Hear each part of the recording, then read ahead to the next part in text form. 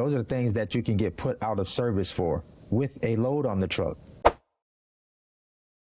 Welcome to This Week in Trucking, the podcast that tells you what you need to know about the trucking market for the week. My name is Caroline, and when I got started here at Bobtail, it was my first time in the trucking industry, and most of the carriers that we work with at Bobtail have semi-trucks and trailers running over-the-road OTR routes. And a lot of those businesses that sign up to factor with Bobtail, they're brand new carriers. They've just gotten their authority and they need fast funding on their invoices to keep up with expenses, fuel, driver pay, all of those expenses that go into running a trucking operation. And something that a colleague told me who had been in the industry for some time, who became a bit of a mentor to me, said, when the rates get lower, the trucks get smaller. And this was at the end of 2022 when the freight market really started to crumble. Rates were falling like crazy, and we started seeing more and more requests for factoring from box truck businesses. So although hopefully we're on our way out of that freight recession, I'm still hearing from a lot of box truck business owners, and the number one concern that they have is, where the heck can I get loads? So that's why I invited my friend Victor Newton at BiggVicTV, a seasoned box truck business owner, to come on This Week in Trucking and give us some advice on the best ways to get started and stay strong in a business with all its ups and downs. Thanks for being here, Victor. Thank you, Miss Caroline. Glad to be here. All right. Can you just give us a little bit of background on how you got started in trucking and why you chose box trucks of all things? I chose box trucks. So I started about 3.5 years ago, purchased a 26-foot box truck. I was watching YouTube, where I normally go. It's like my television.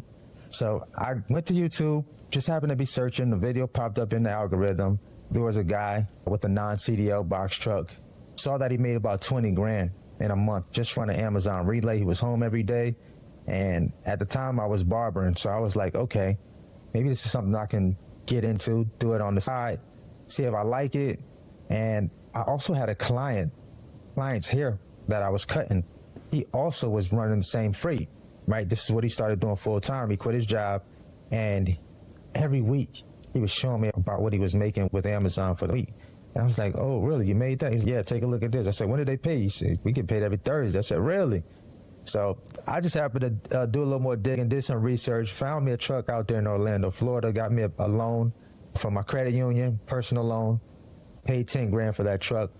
And that's pretty much, in a nutshell, how I got started. And I also was looking at hot shots, and I looked at hot shots versus box trucks. I said, okay, I'm seeing a lot of guys driving hot shots, but every few miles or so, or every X amount of miles, I'm seeing them having to get out, check the freight, check the straps, make sure everything is still strapped down really good. And I was like, I don't want to do that. What if it's raining and I have to get out? And nah, that's not gonna work for me. So I've gravitated towards the box trucks. I was like, okay, you can secure your freight in the back. Most times you're at a dock. You may not have to get wet. I don't mind getting wet, but while I'm driving, having to get out, check freight, keep checking, make sure things are not swaying or anything's falling off the back. So that's what made me gravitate towards the box truck business. And when you first got started, were you just doing Amazon Relay loads? Absolutely. For the first 6 months, all I did was Amazon Relay. Wow. And but the game has changed a little bit around Amazon Relay, right? Absolutely. They're not accepting brand new authorities anymore, right? Not at all. 180 days now. Wow. So yeah, that was another reason that made me get started back then. And that was like the hook for a lot of new people that were starting, because, okay, you have a new authority, but you can run Amazon for at least your first 6 months, right? To get some age on that authority, you still can make money, and you can go get that authority, sign up for Amazon immediately.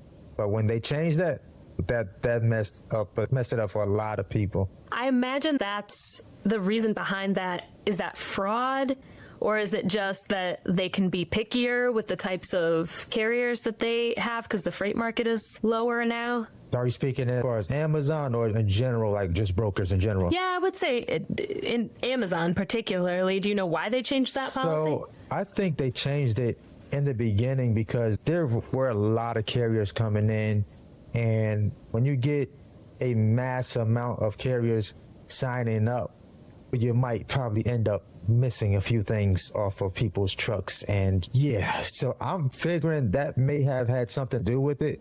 To probably merchandise was probably came up missing, right? Carriers weren't being vetted long enough before they actually came on board with Amazon, and a lot of people were getting rental trucks.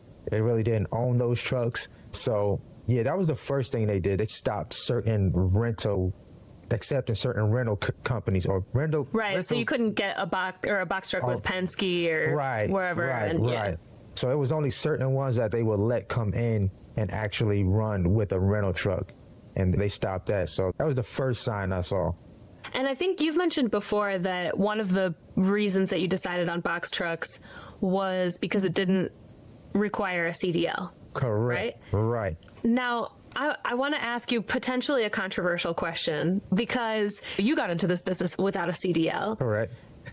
I do think that it might be overkill to have box truck drivers have to go through all the training that somebody with an A-level CDL has. But I think you know where I'm going with this. Yeah. Do you think that people should have some kind of training Absolutely. to drive these trucks? And what do you Absolutely. recommend to people who want to get in this business and want to be safe? So I would definitely recommend that. Most people think, okay, I've driven a U-Haul before, I can drive a 26-foot box truck, right? That's a yes and a no. So most times when you're driving a U-Haul, U-Hauls are a certain height, even though it may be longer. You get in these box trucks that are super tall, and if you're not conscious of how tall your box is, you may peel that thing back like a sardine if you go in the wrong location. So I highly recommend getting some form of training, because number one, it's still a heavy piece of equipment that you're operating out there. And if you don't know what you're doing, you can really, especially I've seen people do it. They've turned corners and hit cars while they're turning corners, because it's not a car, it's a truck. You need a little wider, it's a little wider turn. And listen, I was petrified in the beginning when I first, absolutely. I was like, oh my God, I've never driven a truck this size before. I don't have a commercial driver's license, but I did understand that I had to pay very close attention to those side mirrors and pay attention to my clearance. So I would really turn slow if I see cars, or if I look at it and it doesn't look like I can clear it, I'm not trying it. I'm going all the way around. So, and that's the purpose of having a trucker's navigation. That was one of the biggest mistakes I made. I heard everybody in the beginning, go download this app. Download that app for truckers. Those apps still ran me into a low clearance bridge. Really? Absolutely. I had to back up, stop traffic. I was like, oh no, this is bad. So that same day that happened, I went to the Loves. I bought a truck. I invested $300 in the trucker's navigation. I said, I will never do that again. It's embarrassing. Wow. Yeah, I wouldn't have even thought that. I would have thought that an app would have figured that out by now. No, I had the Hammer app, to be specific. That was the app for truckers. You could put your box truck height in there. I did all of that stuff. And I was this far from the shipper, and it said 12 feet, 1 inches. That bridge clearance, and my box was 12.7. I said, time to put back up. I can't do it. And there was a church that said, no U-turn. I made a U-turn in that church. I'm sorry. I had to. So yeah, that's all right. I think God will forgive you. Oh, absolutely. Absolutely. I didn't hurt anybody. That's the main thing. Yeah, for sure.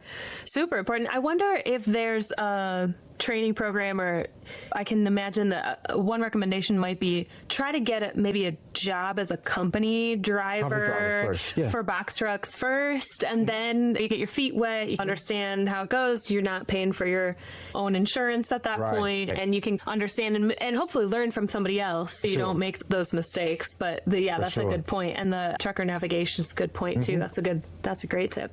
Yeah. So we've been hearing a lot from trucking business owners over the last couple of months. People have been talking to us. We've been reaching out see if people are interested in factoring services, and they come back with factoring. I can't even get a load. And a lot of these people are have newer box truck businesses. They've maybe just bought a box truck because trucks are pretty cheap right now. Right. But they're having a really hard time getting loads. Now, you started out off with Amazon Relay in the good old days when you could do that as a brand new authority. For sure, the good old days.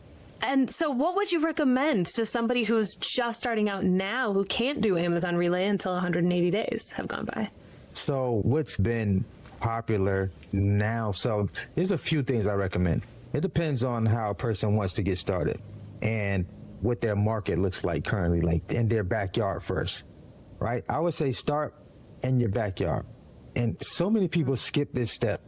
I even skipped it because I started with Amazon Relay, right? So now when I go back and I really dig deeper into how does a new carrier or a new company start or solicit their business, right? Basically, I'll give you an example. I have a new guy out in Seattle that came into business. He leased onto my authority, which is also an option for newer carriers to find someone that will allow you to lease onto their authority, right? Because they have an aged authority. So that's a thing. But I also told him to get some business cards, right? Get you some business cards.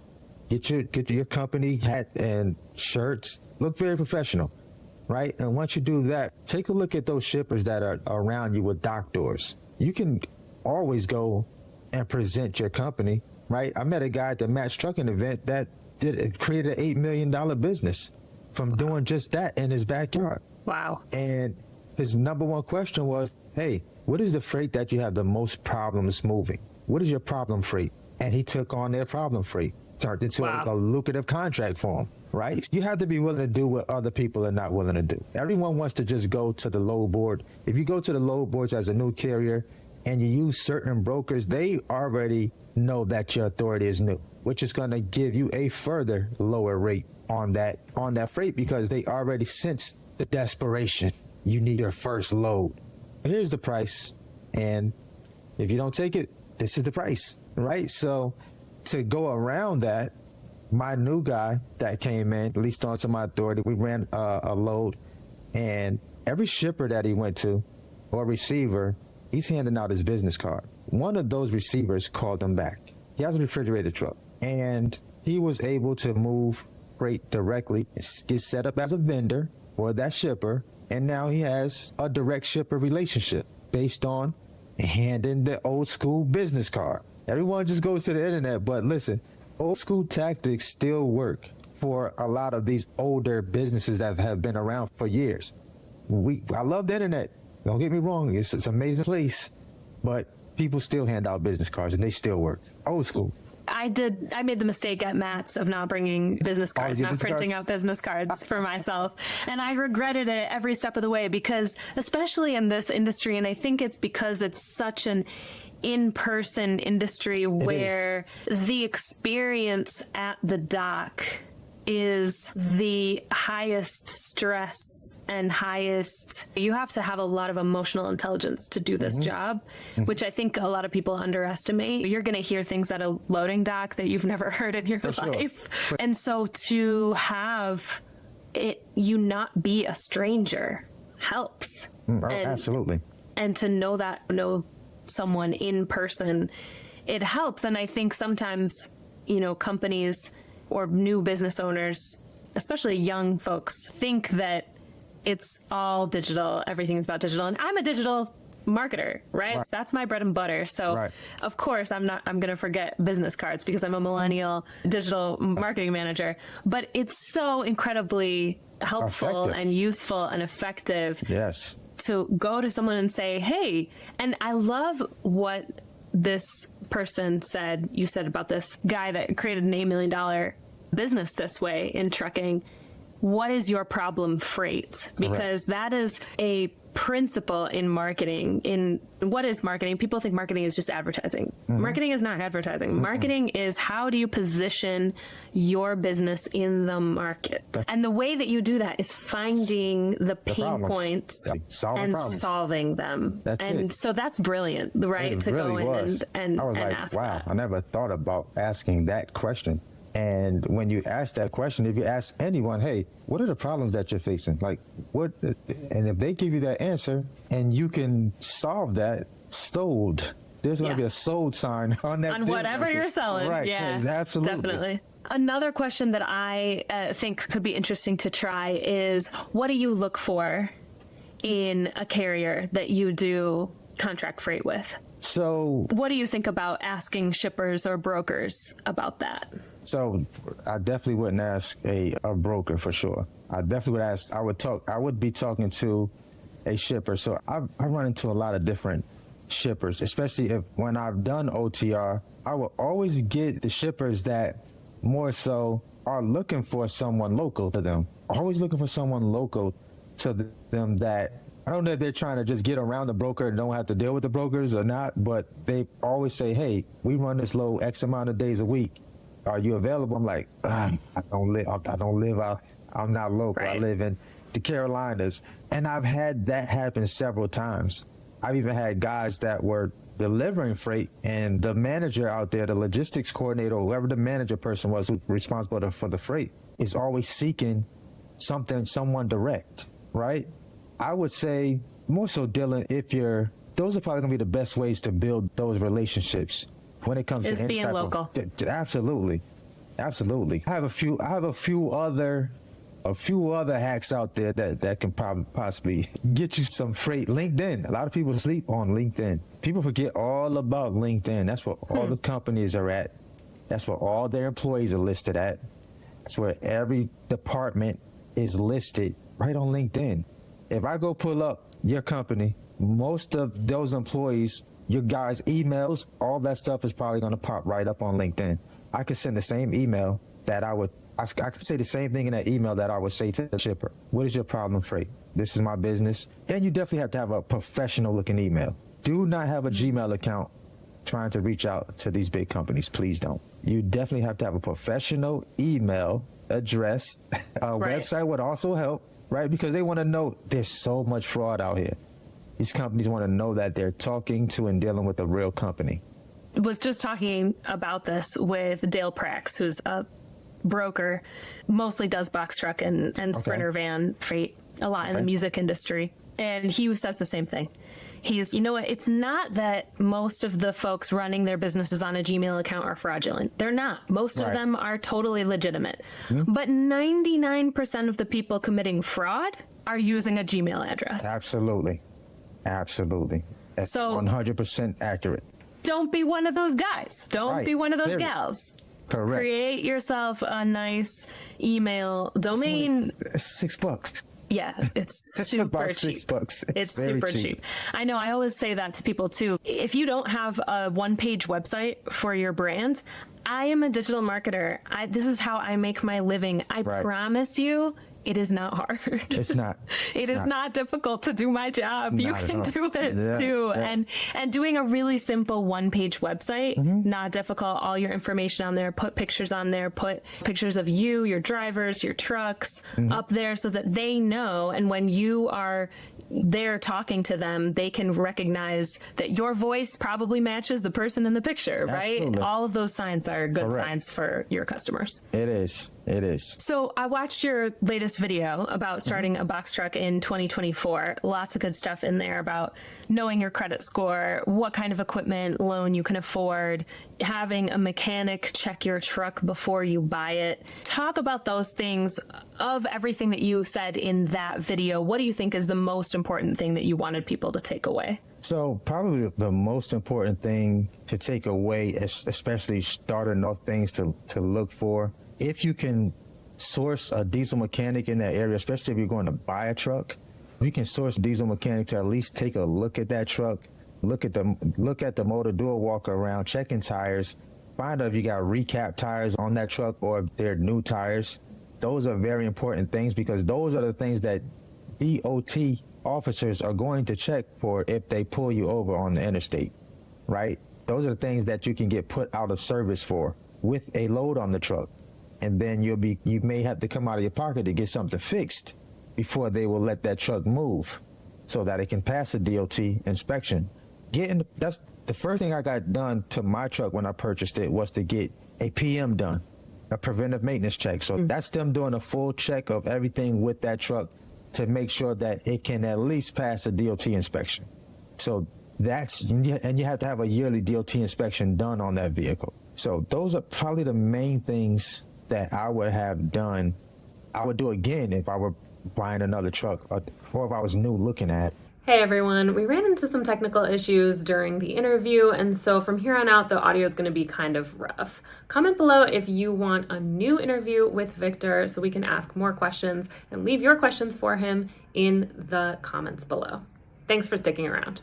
So when you took your truck in for preventative maintenance that first time, did you have anything that popped up in that check that you go, oh, I should have probably checked on this before. I maybe could have gotten a better price, better deal on my truck? Or do you think you got a pretty good deal? I think I got a pretty good deal because nothing really popped up that was like out of the ordinary.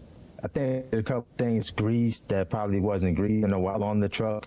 Some things had to be lubed. I got the oil changed. So we've been hearing from a lot of box truck and Sprinter van business owners that they're facing a really difficult time getting loads. We've already talked about how to go local and how to prove yourself and make sure you present yourself really professionally, get some business cards, start going to local events too. I would even say if you can get into Chamber of Commerce in your local area or make some connections there, it can be really useful. What are some of the top load boards though that you have found really good freight on for your box truck? My main load board is DAT. I use DAT pretty effectively.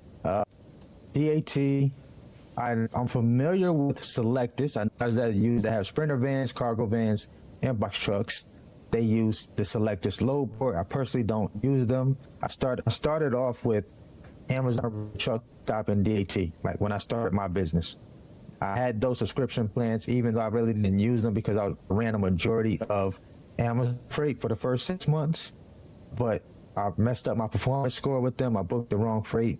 They did before, which forced me to go to y'all. So we talked a little bit about loads and how to get loads, and that's only part of the business. The other part is everything that you need to do to go and pick up those loads and take them to where they need to go, which includes a lot of costs and a lot of things that you have to pay for. So not long ago, I talked to a box truck owner, operator, and he'd bought the truck and started a business with his son-in-law in 2020. Now, guess what he paid for his truck? About $45,000, $50,000. He paid $75,000 for his box truck. What? Yeah, it was a newer used box truck. This was the time, this is probably, and he would agree, this was the absolute worst time to buy a truck. It was when truck were going up. Prices were crazy in 2022. Yes, they were. And so I talked to him about that. He says, I don't regret anything because I like running my business and I can afford my truck payment and everything is, you can buy my same truck for $25,000 today.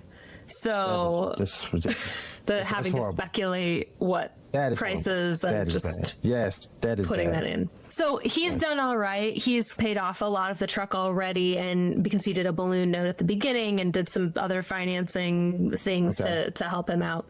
So I wanted to take a look a little bit about his numbers to show you what he's spending, what he's making, and see if you have in your wisdom and expertise any advice for him in how he might improve either what he's spending or what he's making. So truck payment, this is for a week. So his truck payment is about $1. So that's $350 a week. He's also got truck insurance, which is about the same, $350 a week, so $1,400 a month. He also has a dispatch service that he pays for. I believe it's just a load board. He put it under dispatch, but it's a load board for $45. And that's per week, right? So that'd be $180 a month.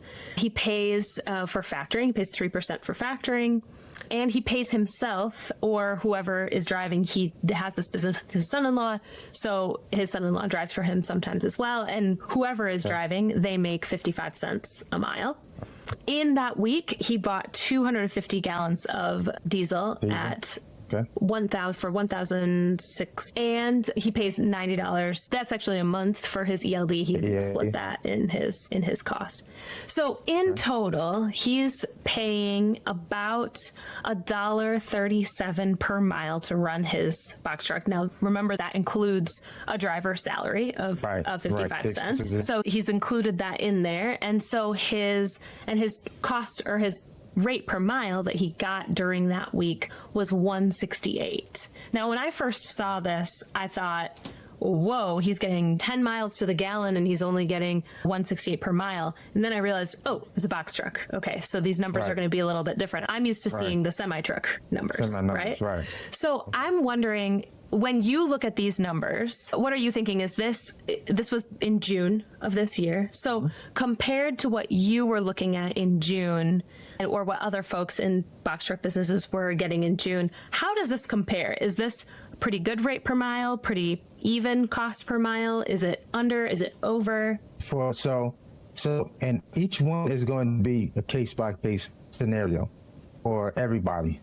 If he's moving freight at above his cost, and he's at $1.30 and he's averaging $1.60-ish for the loads that he's moving, and he's covering all his expenses, he's still in profit mode. He's still profiting. Do you look for a specific rate per mile when you're looking at yours? It's based on your cost per mile. Can you give us a ballpark of how much it costs per mile to run your truck, and then how much you're getting per mile? My older numbers, I was at maybe $1.20-ish, something like that. I think the reason that a lot of people don't want to run reefer is because of the risk of it breaking down. Because that's a reefer breakdown coverage. Right. But you still have that load with you that's now either gone bad, or you have to get it covered. And it's a hassle, right? It's not necessarily that you're going to lose a ton of money on it because you have your insurance, but I do, but it's right. So, but some people would say it's not. Some people will say, yeah, I can't be bothered.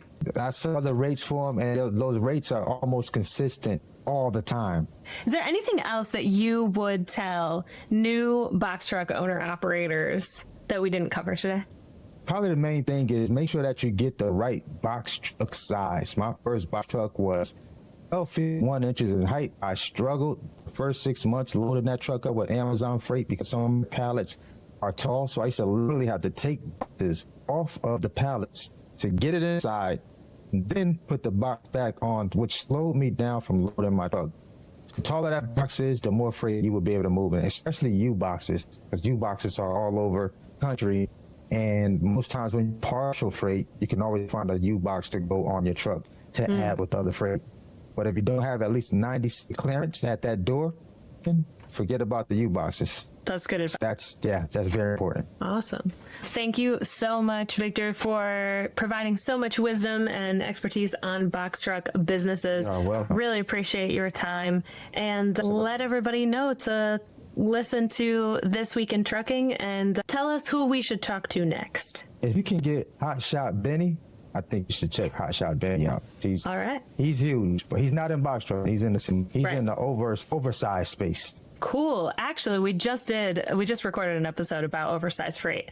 That's going to be super interesting with Balaji EJ, who is at Overdims. She has a platform where you can get all of your permits quoted and processed automatically. You should check it out if you're interested in that space. But I will definitely check out that channel. Thanks so much, Victor. Thank you so much for having me. All right. Absolutely. Talk soon. I'll talk soon.